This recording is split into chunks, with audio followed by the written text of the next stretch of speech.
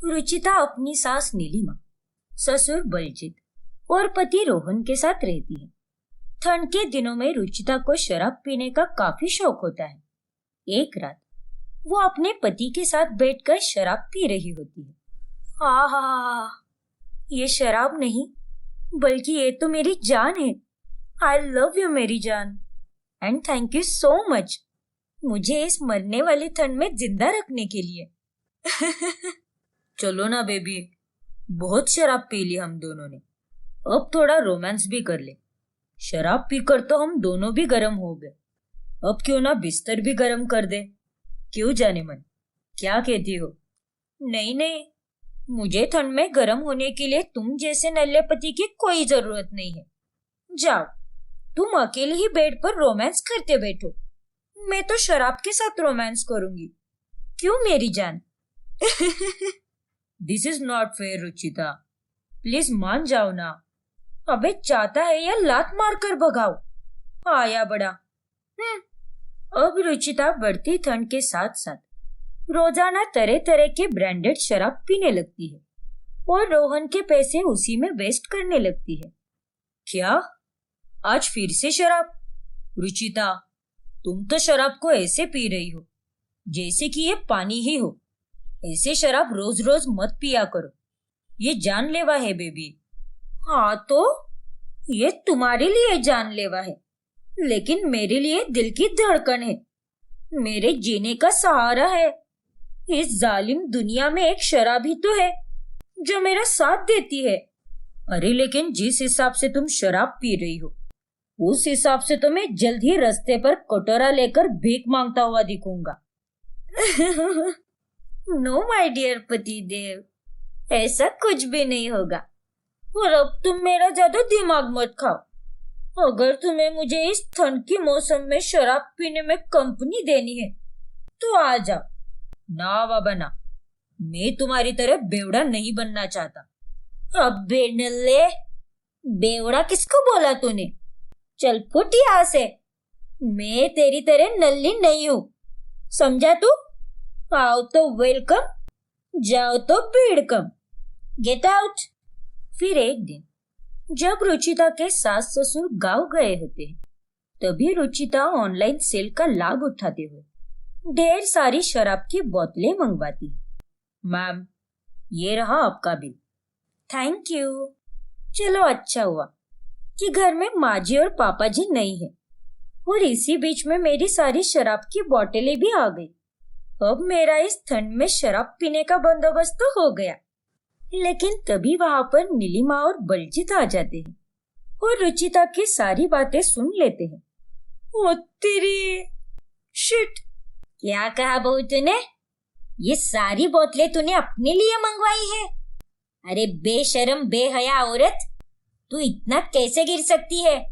भूल मत, तू इस घर की बहू है और तू ये सब कर रही है। वो माँ जी, मुझे डॉक्टर ने ही कहा है कि ठंड में शराब पिया करो, तुम्हारी सेहत सही रहेगी, वरना मुझे तो ठंड में जल्दी सर्दी बुखार हो जाता है। चुप कर, एक लात मारूंगी ना, सारा सर्दी बुखार उतर जाएगा। अरे कौन है वो गोचू डॉक्टर? उसकी तो ऐसी की तैसी। मुझे टोपी मत पहना, मैं दुनिया को टोपी पहनाती हूँ। ए डिलीवरी वाले लड़के, हमको नहीं चाहिए ये सब, इसे लेकर जाओ। नो मैम, ये सेल में ऑर्डर किया गया है और इसकी पेमेंट भी हो चुकी है, इसे हम वापस नहीं ले जा सकते। क्या?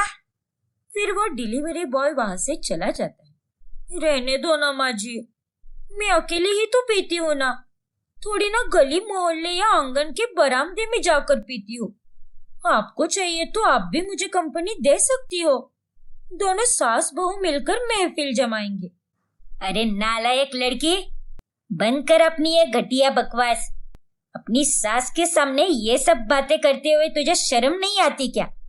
तू आज के बाद कभी शराब नहीं पिएगी और इस शराब को जाकर फेंक कर आ। चल जल्दी से फेंक कर आ, और अगर मुझे इस घर में फिर कभी शराब दिख गई तो मुझसे बुरा कोई नहीं होगा। तेरे बदन का कोना कोना लाल पीला और नीला कर दूंगी मैं। अरे नीलिमा, क्यों इतना बौखला रही हो? और इसे फेंकने की क्या जरूरत है? इसे मैं अपने पास रखता हूँ। क्या?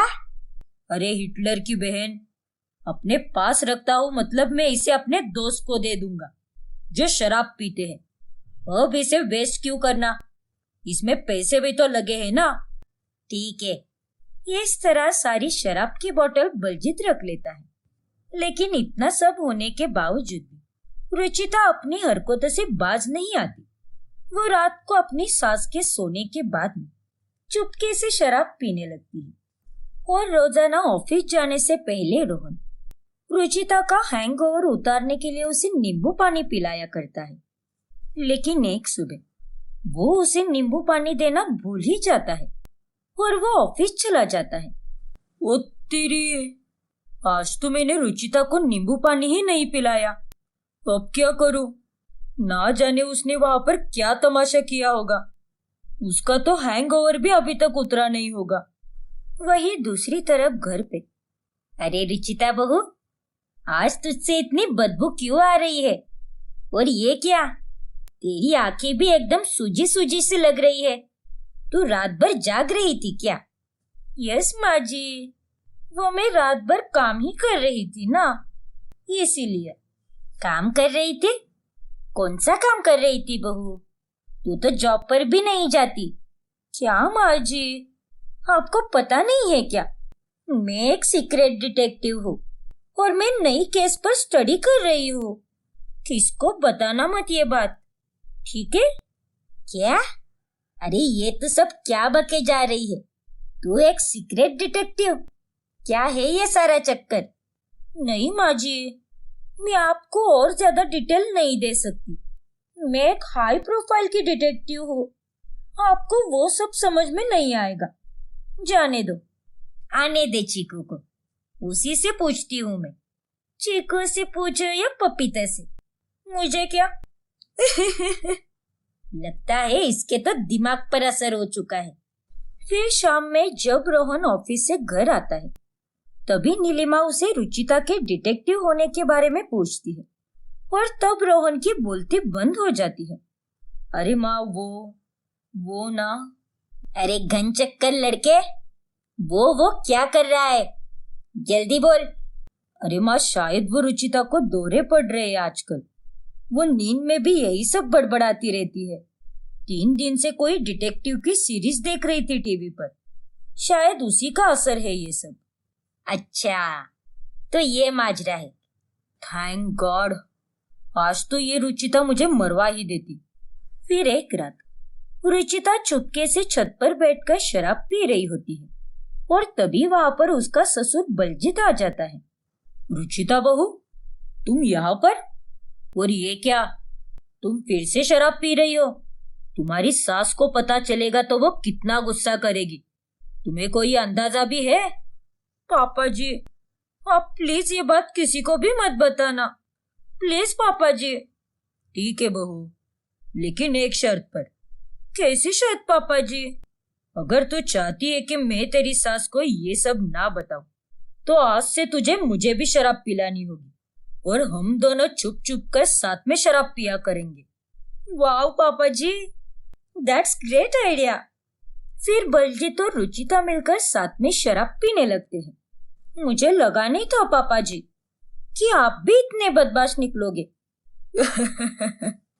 वैसे बहू, वो तुमने ऑनलाइन सेल में जो शराब की बोतलें मंगवाई थी ना, वो मैंने अपने दोस्तों को दी ही नहीं, बल्कि वो तो मेरे पास ही है और मैंने उसमें से थोड़ी सी शराब भी पी ली चुपके से। हम उसमें से बची हुई शराब पी सकते हैं। अरे वाह पापा जी, ठीक है, लाओ जल्दी। तभी वहां पर रोहन आ जाता है। रोहन, तुम? ओए चीकू, चल आजा, तू भी हमें कंपनी दे दे। लेकिन पापा, वो माँ। अरे छोड़ ना, उस बुढ़िया से क्या डरता है? आजा, आज अपने बाप के साथ पी। ठीक है पापा, आज तो मजा आएगा। फिर वो तीनों महफिल जमाकर मस्त शराब पीने लगते हैं। फिर एक दिन उन तीनों का फिर से शराब पीकर पार्टी करने का प्लान होता है और उसी दिन नीलिमा भी बीमार होती है। तभी बलजीत उसे दवाई देकर सुला देता है और ऊपर टेरेस पर आ जाता है। पापा जी, माँ जी सोई या नहीं? तुम्हारी माँ सो गई, इसका मतलब इट्स पार्टी टाइम। फिर तीनों ढेर सारी शराब पीते हैं और नशे में बोतल सर पर रखकर नाचने लगते हैं। ऐसी आए जंगी जमाल कुल्लू, जमाल जमाल जमाल जमाल कुल्लू, जमाल जमाल जमाल जमाल कुल्लू। तभी उनके शोर की आवाज सुनकर नीलिमा जाग जाती है और वो उन्हें नशे में नाचते हुए देखकर बहुत गुस्सा होती है और डंडे से मार मार कर उनकी अच्छी खासी धुलाई करती है। अच्छा हुआ जो हमने शराब पी रखी है, इसीलिए इस बुढ़िया के मारने से कोई दर्द भी महसूस नहीं हो रहा। हाँ पापा, एकदम सही कहा आपने। ऐसा लग रहा है कि कोई मालिश कर रहा है। इस समय तुम तीनों से बात करने का कोई फायदा नहीं। तुम तीनों को तो मैं कल सुबह देखती हूँ। फिर अगली सुबह, बस बहुत हुआ तुम्हारा। अपने अपने बोरिया बिस्तर पैक करो और निकल जाओ इस घर से। ठंड में शराब पीने का बहुत चस्का है ना तुम तीनों को। अब जाओ, बाहर सड़क पर बैठकर ठंड में जम के शराब पीते बैठो। निकलो यहाँ से। नहीं माँ जी, माफ कर दीजिए हमें। हाँ नीलिमा, हमें माफ कर दो। तू तो चुप ही बैठ बहू।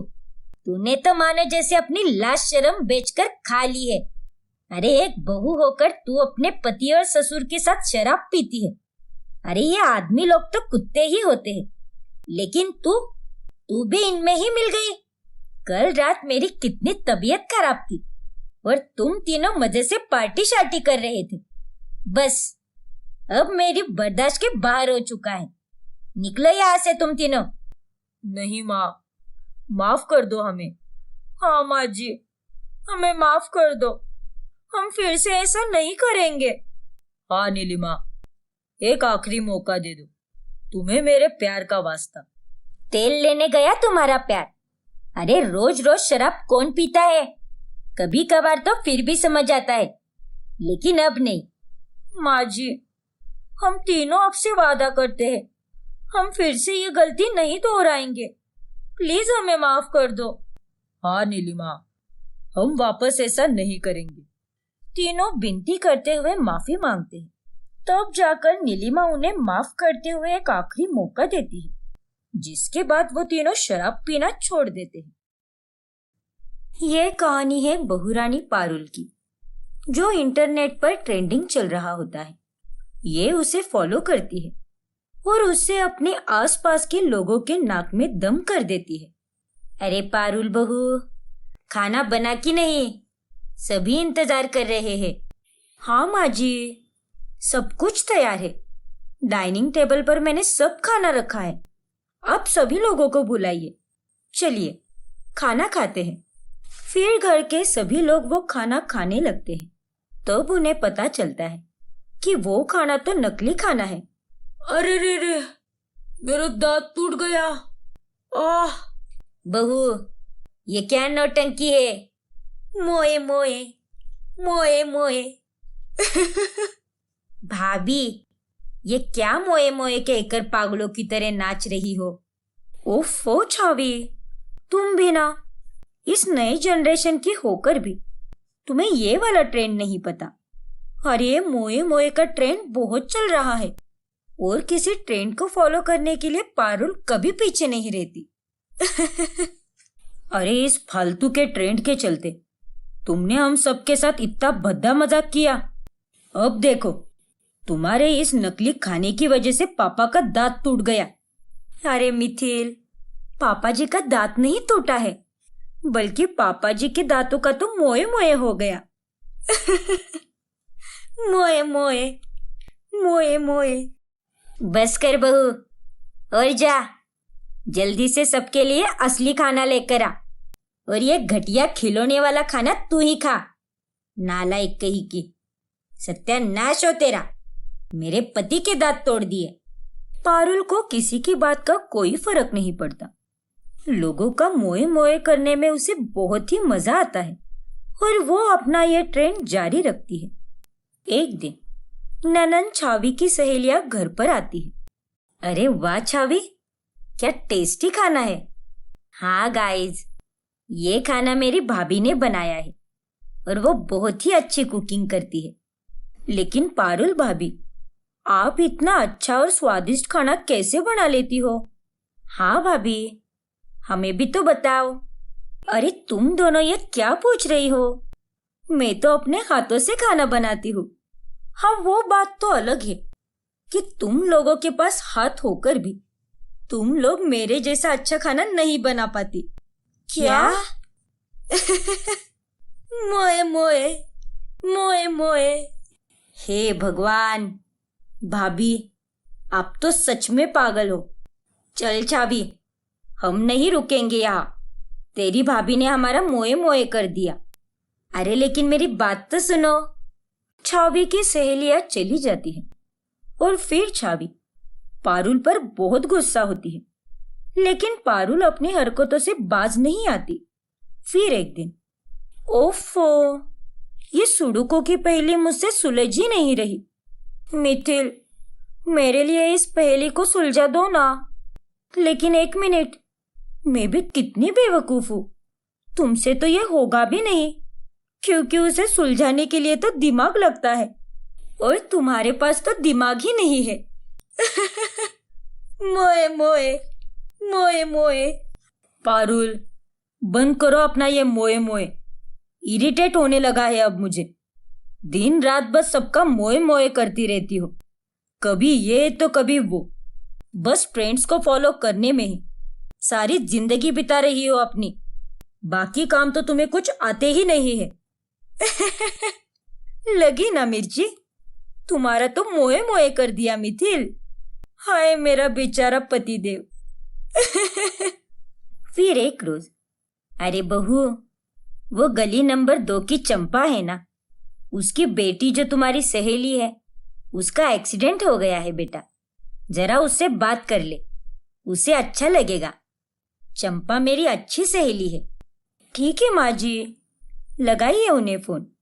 जैसे ही कामिनी चंपा की बेटी को फोन मिलाती है, तभी मोए मोए मोए मोए मोए मोए मोए मोए। अरे ये तुम क्या बकवास कर रही हो? अरे तुम्हारा एक्सीडेंट नहीं बल्कि मोए मोए हो गया है। सॉरी यार, कैसी है तू? आज के बाद यहाँ पर फोन मत करना। तुम्हारा दिमाग सच में घुटनों में है पारुल, नालायक कही की। अरे नालायक करमजली, थोड़ी सी तो शर्म कर। इन गंभीर हालात में भी तुझे मोए मोए सूझ रहा है। ऐसे दूसरों की भावनाओं को ठेस पहुंचाकर तुझे क्या मजा आता है? माँ जी, जस्ट चिल, इतना मत चिल्लाइए वरना आपका बीपी हाई हो जाएगा और फिर आपका भी बड़े वाला मोए मोए हो जाएगा। कल मुही कही की, चाहे लाख समझा दो इसे, लेकिन इस कुतिया की दुम तो टेढ़ी की टेढ़ी ही रहेगी। ऐसे ही एक दिन, मिथिल एक बात बता, तुम शादी के पहले तो रोज मंदिर जाया करते थे और भगवान में कितना मानते भी थे, लेकिन अब क्या हो गया तुम्हें? हाँ पारुल, ये सच है कि शादी के पहले मैं भगवान में बहुत मानता था और रोजाना मंदिर भी जाया करता था। लेकिन फिर मेरी शादी तुमसे हो गई और मेरा भगवान से भरोसा ही उठ गया। मोए मोए मोए मोए।